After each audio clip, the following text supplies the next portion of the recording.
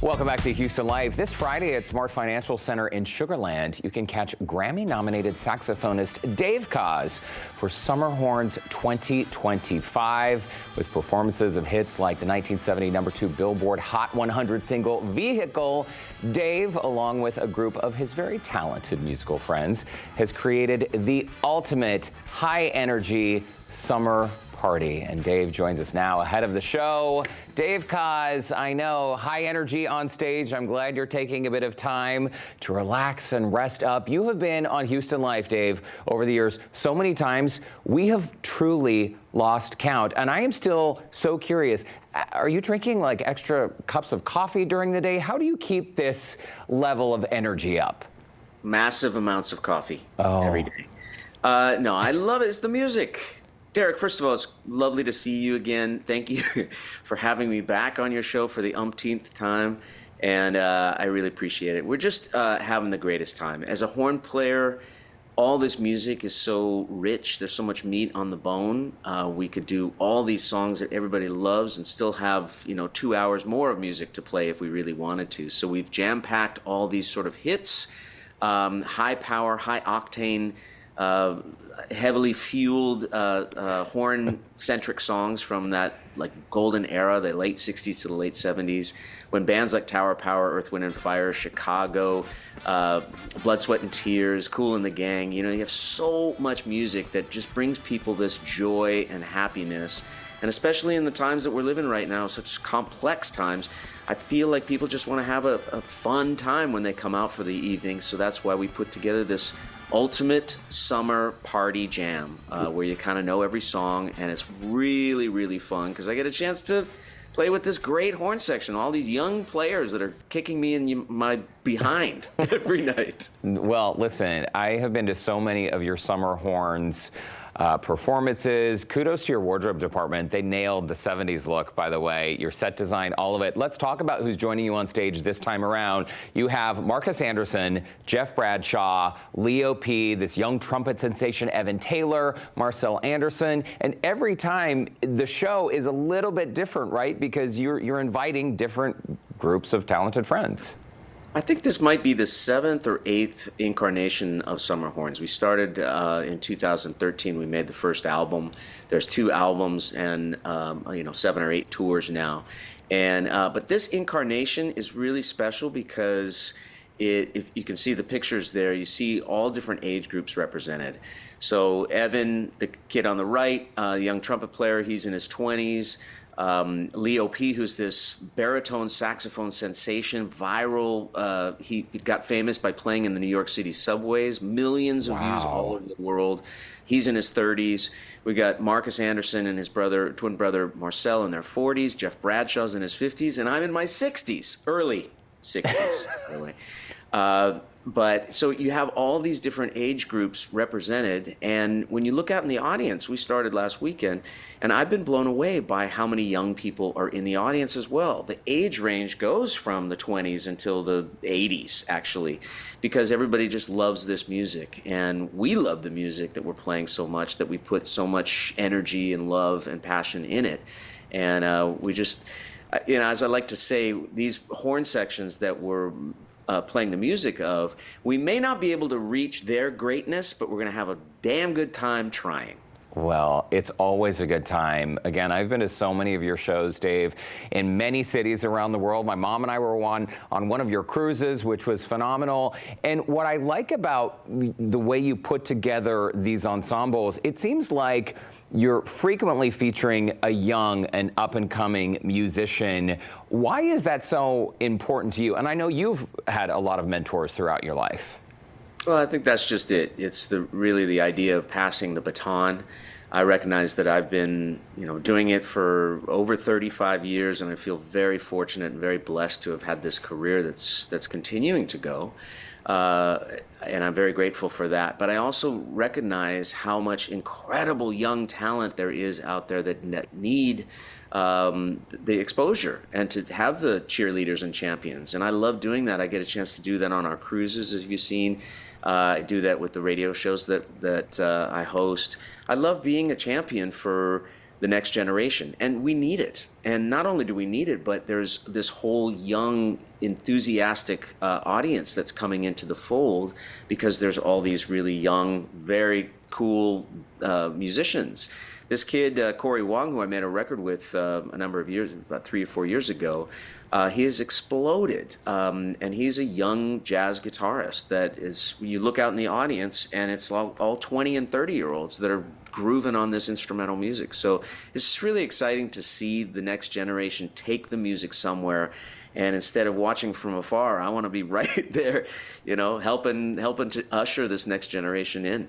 Well, I love that. And Dave, we're going to take a quick commercial break. Before we do that, though, and we're going to get into some old school memory lane photos and some pics of your dog, perhaps, too. So our viewers need to stick around. But first of all, we want to put the info on the screen. So Smart Financial Center, August 1st, 7:30 p.m. So this is Dave Koz and Friends Summer Horns 2025. It is always such a high energy, good time.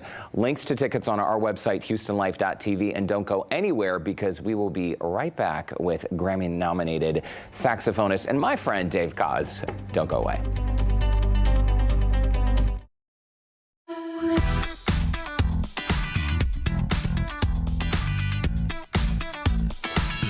All right, we are back with Grammy-nominated saxophonist Dave Koz, who has had probably the most interesting career of anyone I know. Dave, are you still with us? There you are. Okay, off on his Summer Horns tour. Dave, you and I have been friends for so long, 20 years, I would say. We were friends like before the iPhone was invented. So this morning, I was looking through my phone, and it's so great, technology these days. I just type in your name, and all these photos popped up of you. And you know what I found on my work computer, Dave? You're going to love this. Uh-oh. I'm very nervous. This was the day you got your star on the Hollywood Walk of Fame. And I remember showing up there at the Capitol Records building there at Hollywood and Vine Street. I think we have some video from that day we can show you. Our control room's working on it right now, they're telling me. But this day, Dave, is a memory I will never forget. Your sister Bert was there, Roberta. You had greats like Barry Manilow, Dave Grohl, Kenny G, Jason Alexander, the late, the great Bob Saget. What do you remember from this day, Dave? That day was such a blur. Look at the hair, by the way. So handsome. It was a good hair day. It was. Colored hair day. Yeah, it was such a blur. I still can't even believe that happened, honestly. I was signed to Capitol Records for a very long time, pretty much my whole recording career until that contract ran out. It was about 20 years. And I always, anytime that I walked into that building over the 20 years that I was signed, I would always look at the stars and I would think, wouldn't it be amazing one day to get one of those things? Never thinking that it would actually happen. And when I got word that it did happen, because Capitol, I think, somehow put it in, entered me into, I'm not sure exactly how the lottery works or what's involved in the selection process, but somebody entered my name and I got it. And I remember being so excited going to Capitol and walking the sidewalk right in front saying, well, this is open, this spot is open, I want to take this spot, which was right in front of the doors next to Bonnie Raitt and to Garth Brooks, and there was an open star, and I said, wouldn't it be nice to have that one? And they gave it to you. So I'm still blown away. In fact, I live in Los Angeles, and occasionally I will drive by, get out of my car, and just make sure that it's still there. In my head, it was like, how did this happen? Somebody made a terrible mistake. Well, and Dave, can you tell our viewers very quickly the story about the little mishap with the spelling? Because like most people, if I were getting a star on the Hollywood Walk of Fame, I would want to show up in advance to see the creation process. Right. Well, they give everybody who gets the star, they give the Hollywood Chamber of Commerce gives the opportunity of the honoree to be a part of it. So when they're laying the star in the sidewalk, they say, here's the exact time when you can do it. And I was like, I'm going to enjoy every single moment of this experience.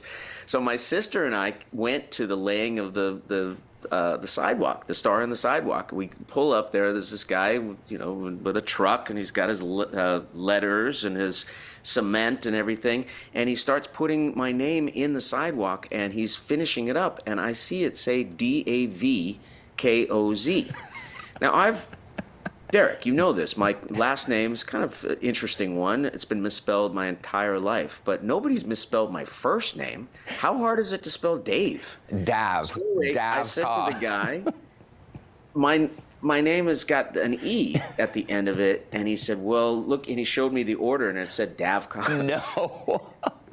Said, I'm just going by what's on my worksheet here. And I said, well, this is going to be kind of awkward in a couple of days when they unveil the star and it's got a missing E. So he said, well, let me go back to the shop and I'll see what I can do. Came back like an hour later with an E. There you go. I'd like to buy an E, please. And it worked for you. Hey, Dave, you have been so kind throughout all your accomplishments in your career, all your tours. You have always been such a good friend. And I think seeing video of all these people, Bob Saget and Kenny G and Barry Manilow showing up for you, you've always shown up for other people. And when Houston Life was first on the air 9 years ago, when you were coming through Houston, you agreed to come and perform in the shopping mall where our show was based. That was so kind of you. There's OG host Jennifer Broom and my mom, Bobby Sharon Shore, who always loves spending time with you. And thank you for making time for us over the years. It's been so satisfying, too, to go see you perform at various venues throughout Houston, including the Arena Theater, which is not far from KPRC2 here, and to meet other Houston Life viewers who show up and who are even bigger fans of yours than I am. You have like a really great extended family. I feel so, honestly, it's amazing to learn, and I had no idea that it was 9 years that you guys have been on the air, which is unbelievable. Congratulations on that. Time does fly. It really, the older you get, that's one thing I can tell you. It goes really, really quick. But I feel so, at this point in my career, I've been doing it for a very long time, I just enjoy people. I enjoy the whole camaraderie of music, and I really am humbled, continually humbled by the power of music to bring people together. And in a time period when there's so much of this, people not listening to each other and people not, respecting each other, that music is I feel is like an important bridge.